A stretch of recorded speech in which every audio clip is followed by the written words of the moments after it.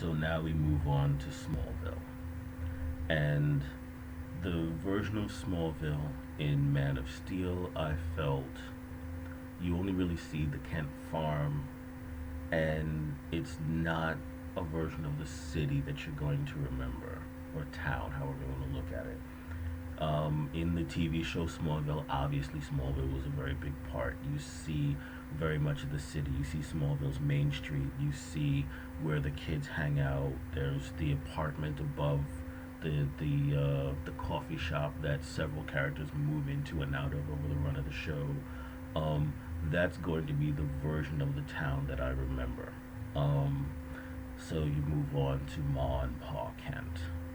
Um, at the top, you do have to give it to Kevin Costner. I believe he gives the best performance as Jonathan Kent that I have ever seen. But as I said before, I didn't like Jonathan Kent himself. He seemed to be leading Clark away from being a hero and more into covering his tracks. This is actually a version of Jonathan Kent that wouldn't have gotten along with some of the other versions of Jonathan Kent, particularly John Snyder's version of Jonathan Kent would have hated Kevin Costner's version. John Snyder's Jonathan Kent is the type of person that would have applauded Clark for saving all the kids on the bus and admonished him for not, oh, I don't know, getting under the bus and picking it up since he's strong enough to do that already. Why did he have to do it where everyone could see him? It's not don't use your powers and stay safe. It's find out how to use your powers and stay safe. Just a different take on Jonathan Kent. And the John Snyder Jonathan Kent, you always got the feeling that if he had the powers, he would have become Superman too. Kevin Costner's Jonathan Kent, he wouldn't have been a hero. He wouldn't have. He wouldn't have put himself out there and put himself into that kind of risk of being discovered. He was a little almost cowardly, at least about the welfare of his son. I didn't like that guy. Kevin Costner's performance was awesome, but John Snyder is the one that I wish was my dad, if I didn't have a good dad myself. Anyway, Ma Kent, completely different story. The two, for me, iconic Ma Kents, the two iconic Martha Kents, are Annette O'Toole from Smallville, and I believe it's Diane Lane from Man of Steel. I think those two versions of Ma Kent would have gotten along great. They were very similar, very strong women, different women. In Smallville, Martha Kent wasn't from Smallville. She was a law student from Metropolis who just happened to have married a farm boy and moved to the country. Um, I have to give it to Annette O'Toole for her version of Martha Kent, not because it was a better performance. Again, it's she won me over in the scene where Clark finally, finally hooks up with Lana, and he's sneaking her out of the house in the morning, hoping not to be discovered. And they get caught, and as Jonathan Kent is ripping Clark a new asshole for breaking the rules of the house, Martha Kent cannot stop smiling, and it's everything she can do not to high five Clark behind his dad's back. And I thought that was hysterical. The fact that she was rooting for him all the way, and when he finally hooked up with Lana, that was the fact that when he finally hooked up with Lana, that she was almost happier than he was. That won me over. She's my favorite version of Martha Kent. Now we move on to Clark himself, specifically the version of Clark that is not the bumbling, um, klutzy version of Clark that he becomes in Metropolis, but the true Clark, his actual personality. You don't see too much of that in Man of Steel. You see a little bit with the kids that play him as a young boy and as a teenager. They were pretty good. They seemed almost to be patterned after Tom Welling in Smallville. You certainly don't see a whole lot of it in Lois and Clark. Although, in a way, you kind of do, simply because in Lois and Clark, Dean Cain never plays the fumbling, bumbling Clark Kent. He always plays Clark straight.